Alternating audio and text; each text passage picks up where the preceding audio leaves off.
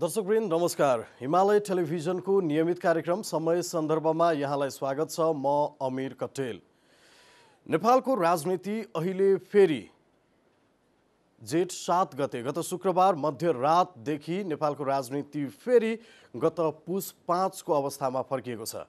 अर्थात् प्रधानमन्त्री केपी शर्मा ओलीले फेरि पनि प्रतिनिधि सभा विघटन गरिदिनु भएको छ र यसपटक विधि र ढङ्ग पुर्याएर प्रतिनिधि सभा विघटन गरिएको भए पनि प्रक्रिया नपुगेको भनेर आलोचना पनि भइरहेका छन् र यस बीचमा विपक्षी दलहरू गठबन्धन नै बनाएर यसको राजनीतिक र कानुनी रूपमा उपचार खोज्ने, त्यस रूपमा प्रतिवाद गर्ने बताइरहेका छन् र अब यो मुद्दा फेरि सर्वोच्चमा जाने देखिएको छ।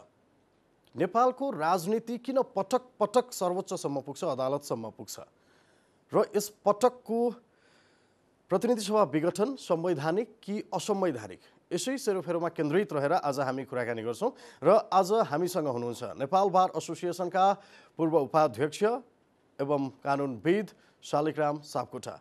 सापकोटाजी, स्वागत छ यहाँलाई कार्यक्रममा। नमस्कार। नमस्कार। प्रतिनिधि सभा फेरि विघटन गरिदिनु भएको छ प्रधानमन्त्रीले, के यसपटककोलाई संवैधानिक भन्न मिल्छ कि यो फेरि असंवैधानिक कदम हो? किन असंवैधानिक कदम उहाँले बारम्बार दोहोर्याइरहनु भयो त्यसो भए? होइन, यो त कसरी संवैधानिक भएर होइन। अब विगतमा उहाँले पुस चाहिँ 5 गते जसरी संसद विघटन गर्नुभएको थियो, जुन तपाईको एकदमै जुवा खेल्ने हुन्छ नि, जुवा खेल्ने जसरी संसद विघटन गर्नुभयो। संसद विघटन गर्ने आधार पनि केही थिएन। उहाँले चाहिँ नेपालको संविधानको धारा 76 को 7 बमोजिम र धारा 85 बमोजिम आफ्नै संसदीय परम्परा बमोजिम भनेर संसद विघटन गर्नुभयो। त्यसलाई सर्वोच्च अदालतले नेपालको मौलिक संविधान सभाबाट बनाएको संविधान सभा भएको हुनाले नेपालको संविधानको धारा 76 को 1, 2, 3, 5 का विकल्पहरू रहउन्जेलसम्म यो चाहिँ के छ भने प्रतिनिधि सभा विघटन गर्नु संवैधानिक हुँदैन भनेर फागुन 11 गते 2077 फागुन 11 गते आदेश भयो, फैसला भयो। संवैधानिक इजलासबाट एकमतले फैसला भयो। अब त्यस पछाडिका दिनमा उहाँको चाहिँ के देखियो भने कसरी हुन्छ प्रतिनिधि सभा विघटन गर्ने, त्यो बाहेक उहाँको कुनै लक्ष्य उद्देश्य केही पनि देखिएन। हेर्नुहोस्, हामी संविधानको विद्यार्थी, हामीले हेर्यौं जब जतिखेर प्रतिनिधि सभा पुनर्स्थापित भयो, प्रतिनिधि सभा पुनर्स्थापित भइसकेपछि 13 दिनभित्र यसको अधिवेशन बोलाइनुपर्छ भनेर भनियो। अनि 13 दिनपछि अधिवेशन पनि बोलाइयो। 23 गते 11 गतेको पुनर्स्थापना, 23 गते संसदको प्रतिनिधि सभाको अधिवेशन पनि बोलाइयो र 55 वटा कानुनहरू पाइपलाइनमा थिए, नेपाल सरकारको कार्यसूचीभित्र थिए, छलफल बहसको सन्दर्भमा थिए। तपाईलाई मैले नाम लिएरै भन्छु, नागरिकता विधेयक जो राज्य व्यवस्था समितिबाट लामो छलफलका साथ विदेशबाट विवाह गरेर आउने महिलाहरूलाई नेपालमा कसरी नागरिकता दिने, जन्मसिद्ध नागरिकता पाएका बाबुआमाका बालबालिकालाई कसरी नागरिकता दिने, त्यो विषयमा एउटा ठुलो छलफल, एउटा राष्ट्रव्यापी छलफल भएको थियो। यो लगायतका नागरिकता विधेयक लगायतका 55 वटा विधेयकहरू पाइपलाइनमा थिए। तर सम्माननीय प्रधानमन्त्रीले कुनै बिजनेस दिनु भएन। यो के भयो भने एउटा श्रद्धाञ्जली सभा गरेर माननीयहरूले पार्टीका विशेष प्रस्ताव बाढी पहिरो, कतै आगजनीका कुराहरू गरेर मात्रै त्यो अधिवेशन टरेर गयो। तपाईहरुकै सामु जगजाहेर छ। वास्तवमा कुनै बिजनेस नेपाल सरकारले तपाईको अधिवेशन भरि कुनै बिजनेस नदिएर यो एउटा पङ्गु निष्काम बनाइयो प्रतिनिधि सभालाई। र चाहिँ के छ भने यो प्रतिनिधि सभा त केही पनि होइन, प्रधानमन्त्रीको यो छाया हो। आफैले बोलाउने, मन लाग्दा बोलाउने, नलाग्दा नबोलाउने, कुनै बिजनेस नदिने कामहरू भए। त्यसपछि तपाईँ हेर्नुहोस्, प्रतिनिधि सभालाई विशेष अधिवेशन मार्फत चाहिँ उहाँले आफै बोलाउनु भयो, विश्वासको मत लिनका लागि, तर अरू कुनै उद्देश्यको लागि होइन। विशेष अधिवेशन प्रधानमन्त्रीले यसरी बोलाउन मिल्ने कुरा संविधानमा छैन। यो चाहिँ माननीयहरूले प्रतिनिधि सभाका सदस्यज्यूहरूले बोलाएको अवस्थामा मात्रै यो विशेष अधिवेशन बोलाउन सकिने भन्ने संविधानले व्यवस्था गरेको छ।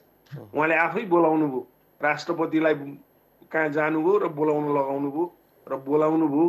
कस्तो स्थितिमा भने कोही कोभिडमा हुनुहुन्थ्यो माननीयहरू, कोही आइसियुमा हुनुहुन्थ्यो, कोही आइसोलेसनमा हुनुहुन्थ्यो, कोही भेन्टिलेटरमा हुनुहुन्थ्यो, कतिले आएर भोट पनि हाल्न पाउनु भएन, 3-4 जना जति त अनुपस्थिति हुनुभयो र छुट्टै पाल टाँगेर कोभिडका बिरामी माननीय सांसदज्यूहरूलाई भोट हाल्ने व्यवस्था गराइयो। यस्तो कठिन परिस्थितिमा आफैले लकडाउन घोषणा गरेको 16 गते लकडाउन भएको छ मुलुकभरि, त्यसको बीचमा चाहिँ के छ भने विश्वासको मत लिनका निम्ति जो अनपेक्षित थियो, यो अवस्थामा त अब भ्याक्सिन आउला, सुई लगाउन पाउलान् देशभरि जनताले, वृद्ध बालबालिकाहरू सबैले एउटा स्थिति बन्ला भन्ने मुलुकमा आशा अपेक्षा थियो। त्यो कुरा भएन। अब यस्तो कठिन परिवेशमा चाहिँ उहाँले विश्वासको मत लिनका निम्ति तपाईको चाहिँ विशेष अधिवेशन बोलाउनु भयो र त्यही दिन एक दिनको लागि अधिवेशन बोलाइयो र सम्माननीय सभामुखज्यूले 30 गते हामी प्रत्यक्षदर्शी छौं, हामीले सिंहदरबारलाई नजिकबाट हेरिरहेका छौं, बीआईसीसी भवनलाई नजिकबाट हेरिरहेका छौं।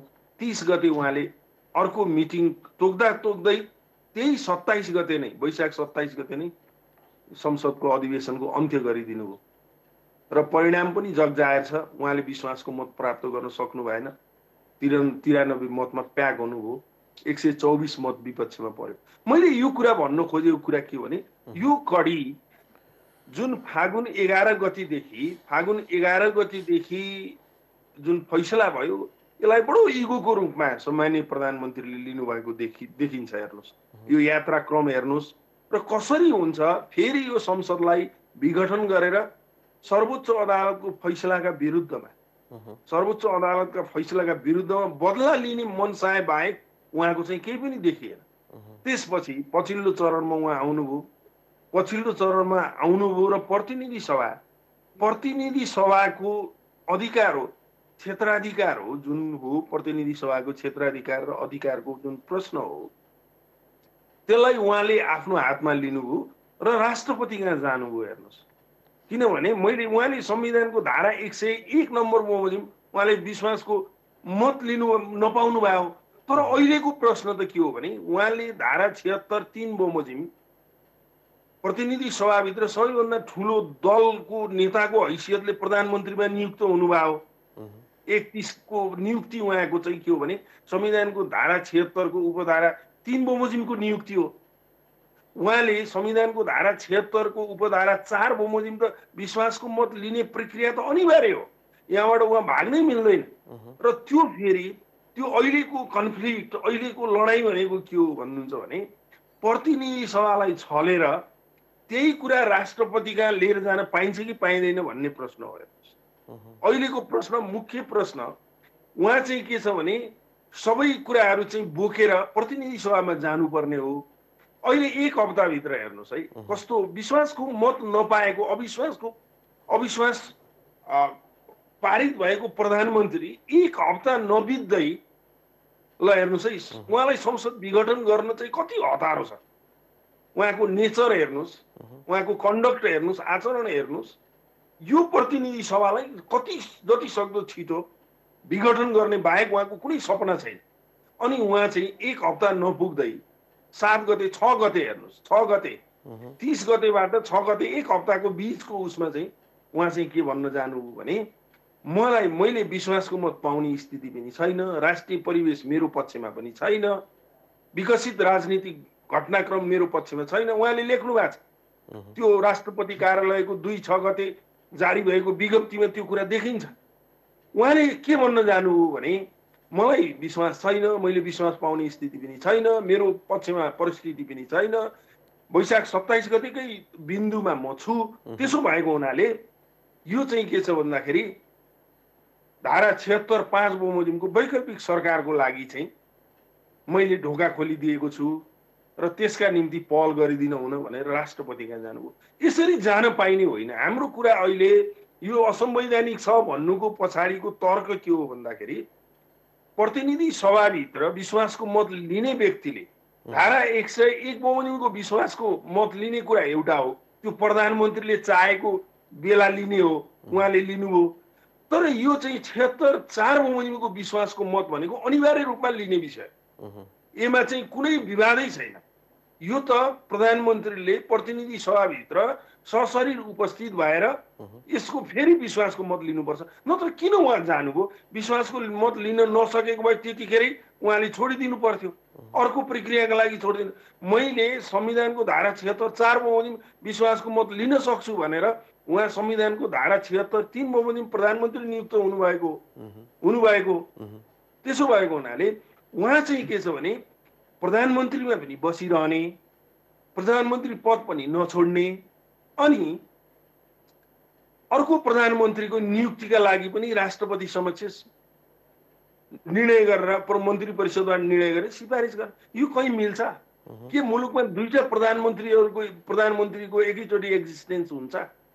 यो त उहाँको के देखियो भन्दाखेरि उहाँले अनिवार्य रूपमा प्रतिनिधि सभाभित्र उपस्थित भएर विश्वासको मत लिनुपर्ने कुरामा उहाँले लिनु भएन र त्यो अधिकार क्षेत्रलाई राष्ट्रपति कहाँ लगेर सार्नुभयो।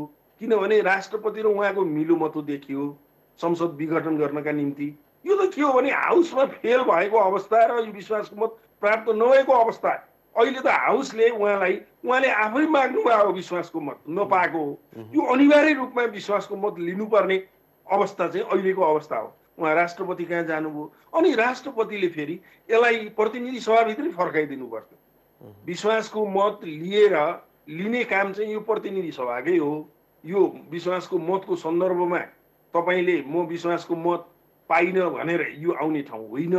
तपाईँ प्रतिनिधि सभामै जानु पर्यो र त्यहीबाट विश्वासको मत पाउने नपाउने निर्णय गराएर ल्याउनु पर्यो।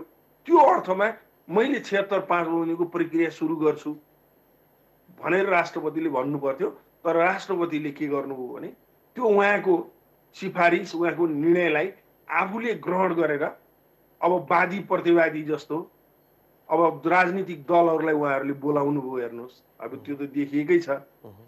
सबै राजनीतिक दलहरूलाई 76.5 बमोजिमको सरकारका निम्ति, अब 76.5 बमोजिमको सरकार भनेको कुरा अहिले अड्केको गाँठो कहाँनिर हो भन्नुहुन्छ भने अब 76.1 बमोजिमको संसदीय दलको चाहिँ जसले विश्वास प्राप्त गरेका छ, अब प्रमुख पार्टी जसले बढी माननीयहरू प्रतिनिधि सभामा जसको बहुमत प्राप्त गरेका छ त्यो विषय भयो, त्यसको संसदीय दलको नेता भयो।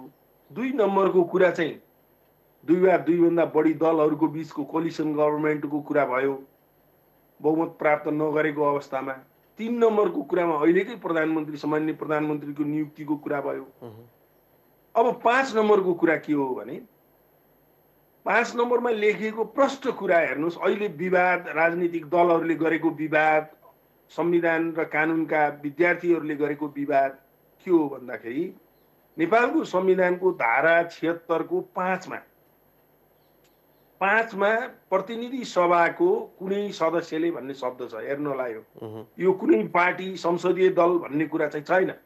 कुनै सदस्यले, प्रतिनिधि सभाभित्रको कुनै सदस्यले नेपालको संविधानको धारा 76 को उपधारा 2 बमोजिम को कुनै सदस्यले भनिएको छ। कुनै सदस्यले भनिसकेपछि त्यहाँनिर पार्टीभित्र पार्टीको हुइप मान्नुपर्ने, पार्टीको के छ भने एउटा भ्याकुम क्रिएट भयो मुलुकमा। अहिले सम्मानित सर्वोच्च अदालतले फागुन 11 गतेको फैसलामा पनि भनेको कुरा यही हो। विकल्प रहँदासम्म लोकतान्त्रिक प्रक्रिया र अभ्यास, बहुदलीय लोकतान्त्रिक तपाईँको पद्धति रहन्जेलसम्म ती कुराहरूको सरकार बन्न सक्ने कुरालाई सुनिश्चित गरिनुपर्छ। सम्मानित सर्वोच्च अदालतले भनेको कुरा पनि त्यही हो। त्यसो भएको हुनाले अहिले हेर्नुहोस्, अहिले सम्माननीय प्रधानमन्त्री धारा 76 को 3 बमोजिमको प्रधानमन्त्री हो। उहाँ चाहिँ पहिलो ठुलो दलको आधारमा भएको प्रधानमन्त्री हो। तर धारा 76.5 बमोजिमको माग दाबी गरेर उहाँ जानै मिल्दैन थियो। जानुपर्ने व्यक्ति त के हो भने अहिले यस्तो ठुलो भ्याकुम आयो भने पार्टीभित्रका पनि सरकारै बन्न सक्ने स्थिति भएन, ठुलो अकर्मण्यताको स्थिति भयो।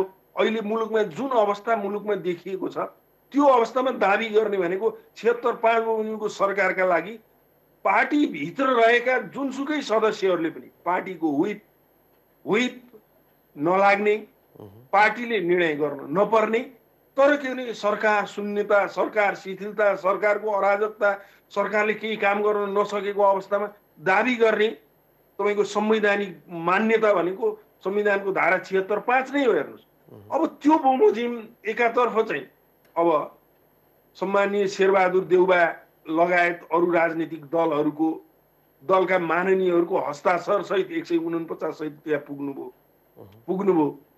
अब केपी शर्मा ओली म विश्वासको मत लिन सक्दिनँ, मैले अब यसमा दाबी गर्दिनँ 76(5) बमोजिमको सरकार बनाउँछु भनेको मान्छेले 76(3) बमोजिमको प्रधानमन्त्री फेरि 76(2) को बाटो हुँदै उहाँ 76(5) मा दाबी गर्न पुग्नुभयो। त्यो सर्वथा कतैबाट पनि मिल्दैन, कुनै दुनियाँमा त्यही त मिल्दैन। कुरा के आउँछ भने न्यायिक सर्वोच्चता मान्छौँ, संवैधानिक सर्वोच्चता मान्छौँ भनेर प्रतिबद्धता जनाउनु हुने प्रधानमन्त्री स्वयं नै यसरी अगाडि बढ्नुको कारण के देखिन्छ र उहाँको नियत चाहिँ के देखिन्छ, के लाग्छ यहाँलाई? हेर्नुहोस्, उहाँको नियत त के देखिन्छ भने म सबैभन्दा अब उहाँको व्यक्तिगत कुरासँग त हाम्रो सरोकारको विषय भएन, तर संवैधानिक कुरामा उहाँले जुन खालको अभियान सुरु गर्नु भएको छ यो पुरै असंवैधानिक र उहाँको चाहिँ संवैधानिक नियत, संवैधानिक नैतिकता चाहिँ उहाँको चाहिँ देखिएन। म उदाहरण दिन चाहन्छु, जस्तो हिजो उहाँले वैशाख 27 गते अन्तर्राष्ट्रिय परिवेश अनुसार नेपालमा पनि चुनाव हुन सक्छ कि सक्दैन हेर्नुहोस् है भन्ने कुरालाई हामीले मूल्याङ्कन गर्नुपर्ने हुन्छ। हामीले अहिले विगत भारतमा हेर्यौँ, हामीले इस्ट बङ्गालमा चुनाव गराइयो, त्यहाँको चाहिँ कुम्भ मेलामा त्यत्रो शाही स्नान गराइयो। अहिले भारत त्यो भिडभाडले गर्दा कोभिडको चाहिँ तपाईँको सेकेन्ड लहरमा फसेर अहिले भारतको हालत कस्तो छ तपाईँले देख्नु भएको छ। गङ्गाको किनारमा मान्छेहरूको जलाएको, हजारौं मान्छेहरू जलाएको हामीले देखिरहेका छौँ। मैले भन्न खोजेको कुरा के भन्दाखेरि हामीले वास्तवमा यो वैशाख 27 गते निर्वाचन भएको भए पनि हिजो विगतमा जुन चाहिँ संसद पुनर्स्थापित भयो निर्वाचनमा जानु परेन, तर वैशाख 27 गते निर्वाचन भएको भए हामी के निर्वाचनमा जान सक्थ्यौँ त? देशमा लकडाउन गरेर, देशमा चाहिँ तपाईँको सबै कुराहरू इन्स्टिट्युसनहरू बन्द गरेर निर्वाचन हुन सक्छ? जस्तो सबैभन्दा खतरनाक कुरा के हो भने तपाईँको इन्सर्जेन्सीमा सशस्त्र विद्रोहमा बरु चुनावमा जान सकिने उदाहरण विश्वमा देखिया छ। तर यो महामारीमा सकिँदो रहेनछ। यो के हो भने यो संक्रमणको कारणले महामारीमा चुनावमा गयो भने पुरै तपाईँको देशी ध्वस्त हुने गरी नागरिकहरूको पुरै ठुलो हाताहाती हुने स्थिति मुलुकमा सिर्जना हुँदो रहेछ। त्यसकारण सबैभन्दा खतरनाक स्थिति त तपाईँको रोग व्याधि र महामारीबाट जोगिएर निर्वाचन गर्न सकिने स्थिति मुलुकमा छ कि छैन? उहाँको नियत कहाँनिर देखियो भने उहाँले स्वास्थ्य सम्बन्धी अध्यादेश जारी गर्नु भएको छ। उहाँले जुनसुकै बखत पनि स्वास्थ्य सङ्कटकाल लगाउने भनेर अध्यादेश जारी गर्नु भएको छ। अब स्वास्थ्य सङ्कटकाल लगाएर यो मुलुकमा उहाँले कार्तिक 27 गते र मक्सिर 3 गते कसरी चुनाव गर्न सक्नुहुन्छ?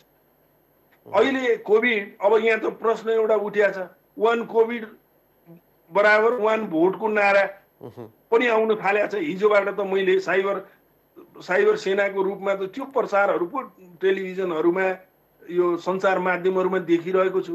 अब यसरी चुनाव गराउने हो, यो चुनावका लागि नाटकै गर्ने हो भने त मलाई भन्नु केही छैन। तर अहिले एक्चुअली ह्युमेनिटेरियन ग्राउन्डबाट, मानवीय अवस्थाबाट मुलुकमा चुनाव सम्भव छ कि छैन भन्दा चुनाव सम्भव छैन। त्यो त मैले भने होइन, त्यो त प्रधानमन्त्री स्वयंले अध्यादेश जारी गरेर स्वास्थ्य सङ्कटकाल लगाउनुपर्छ भन्ने कुराले नै के छ भन्दाखेरि अहिले मुलुकमा निर्वाचन सम्भव छैन भन्ने कुरा कानुनी रूपमै उहाँले वैधता पुष्टि गर्नुभएको छ। अब दोस्रो कुरा रह्यो, उहाँले चुनाव गराउन नसकेको स्थिति के हुन्छ भन्ने प्रश्न रह्यो देश र जनताका बीचमा। यो पनि छलफलमा लानु जरुरी छ। अब चुनाव मुलुकमा हुन सकेन भने 6 महिनासम्म प्रतिनिधि सभा जसरी भए पनि स्थापित गर्नुपर्ने हुन्छ। किनभने नेपाली जनताको सार्वभौम सत्ताको केन्द्र बिन्दु नै प्रतिनिधि सभा हो। तोकिएको समयमा निर्वाचन हुन सकेन भने के हुन्छ? गणतन्त्रको नै प्रतिनिधि सभा हो। त्यसो भएको हुनाले 6 महिना संविधानले के कल्पना गरेका छैन भने 6 महिना भन्दा बढी निर्वाचन नभएर, प्रतिनिधि सभा नभएर, त्यसको गठन नभएर संविधान बाँच्न सक्दैन। अहिले प्रधानमन्त्री खेल्न खोजेको, सम्माननीय प्रधानमन्त्री खेल्न खोजेको कुरा के हो भने उहाँले कुर्सी मात्रै भाँच्ने होइन, उहाँले प्रतिनिधि सभालाई नै भाँच्ने, प्रतिनिधि सभालाई भाँच्ने। उहाँले अध्यादेश चाहिँ तपाईँको 1 दिनका लागि प्रतिनिधि सभाको आह्वान गर्ने, 24 घण्टा पनि प्रतिनिधि सभामा छलफल हुन नदिने र स्थगित गरिदिने, अनि त्यसको लगत्तै चाहिँ तपाईँको गैर संवैधानिक अध्यादेशहरू पटक पटक जारी गर्ने। तपाईँहरूले त देखिराख्नु भएको छ नि। त्यसो भएको हुनाले यो प्रतिनिधि सभालाई नै भाँच्ने, कुर्सी मात्रै होइन प्रतिनिधि सभालाई नै भाँचिदिने र संविधान विहीनताको स्थिति मुलुकमा सिर्जना गर्ने दिशातर्फ हुइकिएर यो जेट ट्रेन जस्तो हुन्छ नि, जेट एरोप्लेन जस्तो उहाँ हुइकिएको अवस्था अहिले मुलुकमा देखिएको छ। अनि प्रतिनिधि सभा विघटन विरुद्ध जुन प्रधानमन्त्रीको कदम विरुद्ध अब विपक्षी दल लगायत अन्य अधिवक्ताहरू पनि अब सर्वोच्चमा रिट हाल्ने तयारीमा हुनुहुन्छ। अब के फेरि विघटन गरिरहने, सर्वोच्चमा मुद्दा परिरहने, यसले चाहिँ अब राजनीतिक सङ्कट त झन् गहिरिँदै जान्छ नि। खास निकास चाहिँ के हुनुपर्छ र अब फेरि पनि सर्वोच्चले के पुनर्स्थापित गर्छ भन्नेमा के विश्वस्त हुन सकिन्छ? के छ यसका आधारहरू? यसका आधारहरू सबैभन्दा पहिलो कुरा त मलाई के लाग्छ भने सम्माननीय राष्ट्रपतिज्यूले यो अझै पनि फिर्ता लिँदा केही बिग्रिँदैन। किनभने प्रतिनिधि सभाको अधिकार चाहिँ आफूले खोसेर गरेको निर्णय त्यो देखादेखि एपारेन्ट इरर अफ ल भन्छ, संविधानको कानुनको देखादेखि त्रुटि गरेर जुन निर्णयहरू भए, तपाईँहरूले हेर्नुहोस् त, एउटा मुद्दामा जस्तो वादी प्रतिवादी बनाएर तेरो दाबी पुग्छ, तेरो दाबी पुग्दैन, जसले दाबी नै गरेका छैन, जसको दाबी नै लिन मिल्दैन राष्ट्रपतिज्यूले त्यसको दाबी पनि लिने, जसको दाबी लिनुपर्ने हो र दाबी लिएको मान्छेले प्रतिनिधि सभाका सदस्यहरूको हस्ताक्षर सहित उपस्थित भएको छ।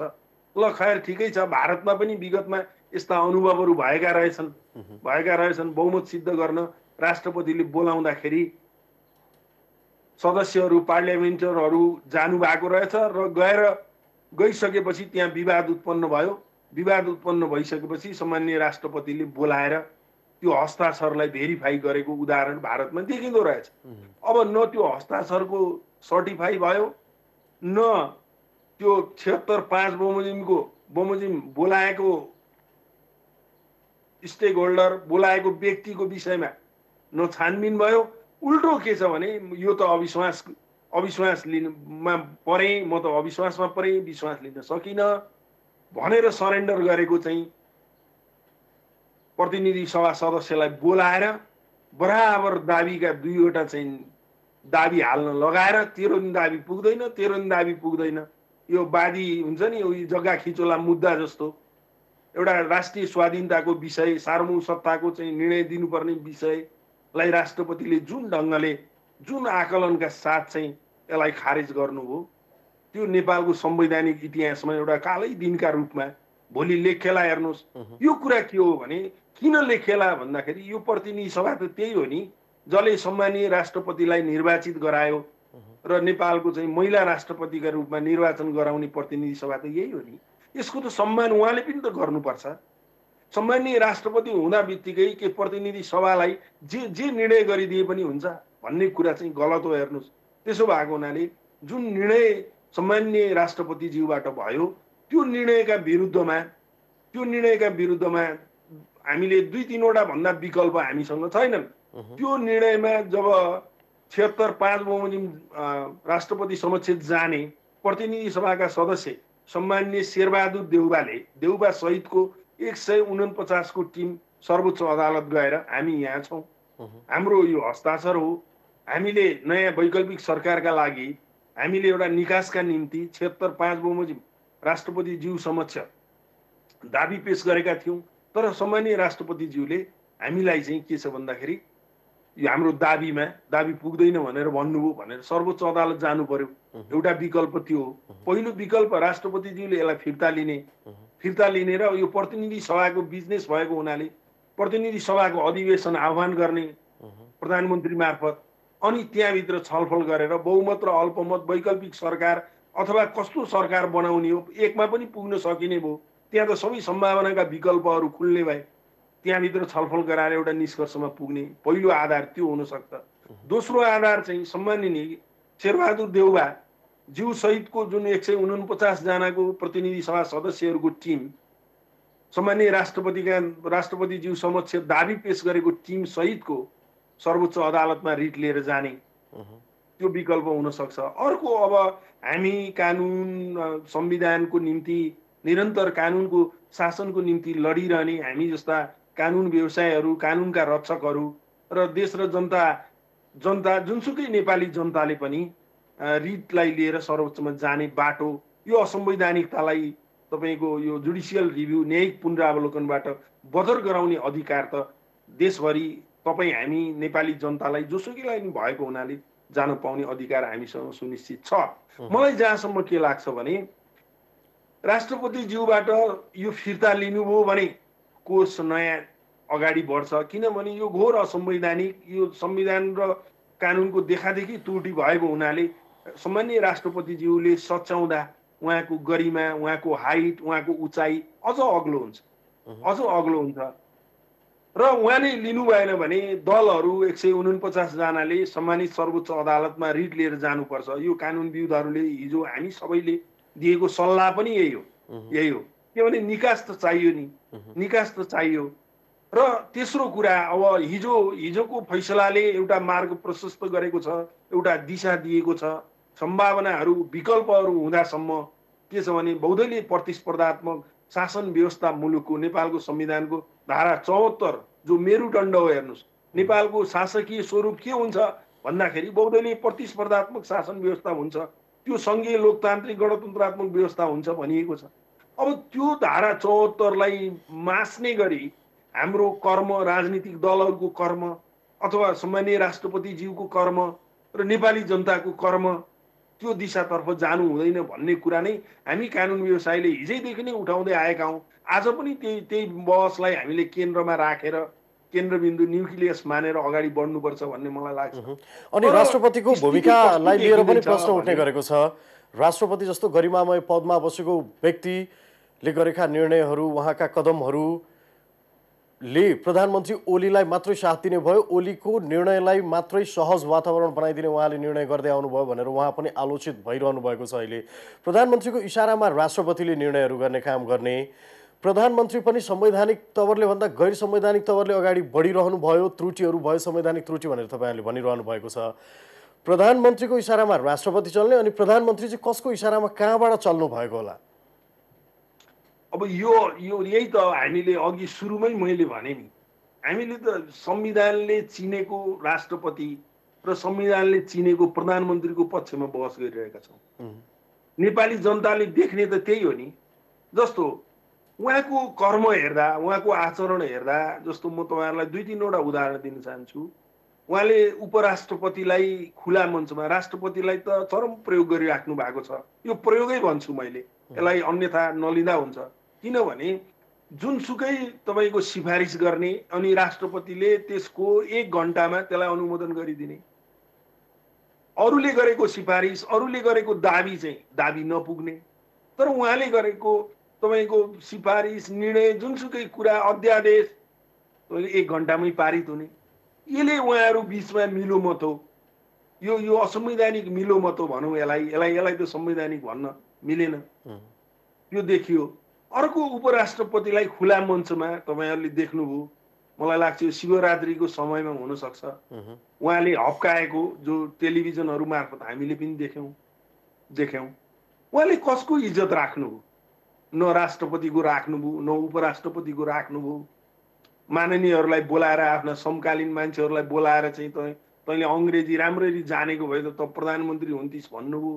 उहाँले सार्वजनिक रूपमा व्यक्त गरेको कुरा होइन र उहाँले त्यति गर्दै जाँदाखेरि पछिल्लो चरणमा आउँदाखेरि उहाँको के देखियो भने भारतीय गुप्तचर संस्थाका प्रमुखलाई बोलाएर राति 12 बजे कुनै टिओआर छैन, नेपाली जनतालाई जानकारी छैन, भारतीय सेना अध्यक्षलाई बोलाएर उहाँले चाहिँ बालुवाटारमा भेट्नुभयो।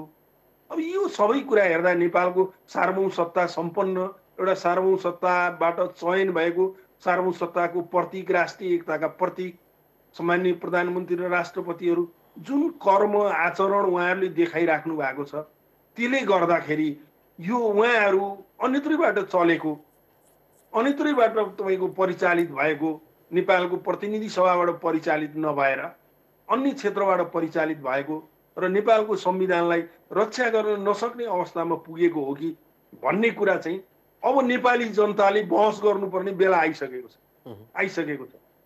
म उदाहरण दिन चाहन्छु। अब यस्तो अवस्थामा हेर्नुहोस्, तपाईँ एउटा विधेयक नागरिकता सम्बन्धी विधेयक छ, यो कुरा देश र जनतालाई बताउनु पर्ने हुन्छ।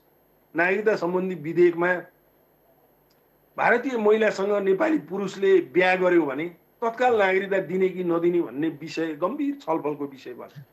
त्यो विषयलाई हेर्दाखेरि भारतमा कुनै विदेशबाट महिला बिहा गरेर ल्यायो भने 7 वर्ष, अन्य देशहरूमा कोहीमा 5 वर्ष, कोहीमा 4 वर्ष, कोहीमा 3 वर्ष तपाईँको के छ भने होल्डमा राखेर उनले त्यो देशको सार्वभौमसत्ता, त्यसको अखण्डतालाई सम्मान गर्न सक्ने स्थिति भएको अवस्थामा नागरिकता दिइँदो रहेछ। अङ्गीकृतको हिसाबले दिइँदो रहेछ, कतै वैवाहिक नाता सम्बन्धको हिसाबले दिइँदो रहेछ कतै। अहिले नेपालको संविधान बमोजिम पनि प्रतिनिधि सभाभित्र यो धेरै ठुलो छलफल भयो। अब जन्मसिद्ध नागरिकका छोराछोरीलाई वंशजको आधारबाट दिने कि के आधारबाट दिने? नेपाल सानो छ, हेर्नुहोस् तपाईँको नेपाल सानो छ। यहाँनिर के छ भने एउटा सागरमा 1 लोटा पानी मिसाउनु र 1 लोटामा सागर मिसाउनु धेरै फरक कुरा हो भन्ने प्रश्न पनि प्रतिनिधि सभाभित्र चले, राज्य व्यवस्था समितिभित्र छलफल चल्यो। अनि तपाईँको 7 वर्ष नभइकन विदेशबाट बिहा गरेर भारत अथवा तेस्रो मुलुकबाट बिहा गरेर लिएर आउने मेडमहरूलाई नागरिकता दिन नसकिने भन्ने खालको सहमति बन्यो। त्यो पारित हुने पाइपलाइनमा छ, हेर्नुहोस्। त्यो कुरालाई छलफल प्रतिनिधि सभाभित्र छलफलमै ल्याइएन, सरकारले कुनै आफ्नो कार्यसूचीभित्रै राखेन। अहिले सुन्दैछु अस्ति यो 30 गते पछि एउटा निर्णय गर्यो अरे नेपाल सरकारले। त्यो निर्णय त अहिलेसम्म राजपत्रमा प्रकाशित भएको छैन। हामीले सुनेको कुरा के हो भने अब चाहिँ नागरिकता दिने, अब मन्त्री परिषदले निर्णय गरेर नागरिकता बाँड्न मिल्छ? यो के भने मधेसी जनताहरू जो साँचो अर्थमा मधेसमा नागरिकता पाएका छैनन्, जो नेपाली नागरिक हुन्, जसले नेपालको भूमिको रक्षा गरेर बसिरहेछ, सीमामा पारीका बीएसएफसँग लडिरहेको छ, ती मान्छेहरूले नागरिकता पाउने कुरा नेपालको राष्ट्रियता सम्मत कुरा हो। त्यसको हामीले जय जयकार गर्नुपर्छ। तर विदेशबाट आउने मान्छेहरूलाई जुनसुकै आधारबाट नागरिकता बाँड्ने कुरा त नेपालको सार्वभौमसत्ता सम्पन्न प्रतिनिधि सभाले कानुन बनाएर मात्रै त्यो सम्भव हुने हो। हेर्नुहोस्, अहिले कानुन पनि बनेको छैन, संविधान बमोजिम पनि नागरिकता दिन मिल्दैन। अहिले त भन्दै मन्त्री परिषदको निर्णय बमोजिम नागरिकता दिने भन्ने कुरा एउटा चाहिँ प्रवेश गराइएको छ, देशभरि एउटा छलफल चलाइएको छ। बडा बिजोग स्थितिमा चाहिँ अहिले हामी कहाँ छौँ? म कुन देशको नागरिक हुँ भन्ने, मेरो देशको नागरिक हुन त म संविधान र कानुनद्वारा शासित हुनुपर्छ नि। म मन्त्री परिषदको निर्णयबाट म शासित हुने होइन नि। विधि प्रक्रिया र यसलाई चाहिँ प्रतिनिधि सभाले अनुमोदन गर्नु पर्यो, संघीय संसदले यसलाई कानुन बनाउनु पर्यो। यस्तो खालको कुरा मधेसी जनताका बीचमा हालिदिएर नेपालको सार्वभौमसत्तालाई विभाजन गर्ने षड्यन्त्रका रूपमा प्रधानमन्त्री लाग्नुभएको त प्रष्ट रूपमा देखियो। हस्, हाम्रो कार्यक्रमको समय सकिएको छ। यहाँको अमूल्य समय र विचारको लागि धेरै धेरै धन्यवाद। धन्यवाद, नमस्कार। दर्शकवृन्द, आजको समय सन्दर्भमा हामीले कुराकानी गऱ्यौँ नेपाल बार एसोसिएसनका पूर्व उपाध्यक्ष एवं कानुनविद शालिग्राम सापकोटासँग। आजको समय सन्दर्भको समय सकिएको छ। हिमालय टेलिभिजन तपाईँ हेर्दै गर्नुहोला। नमस्ते।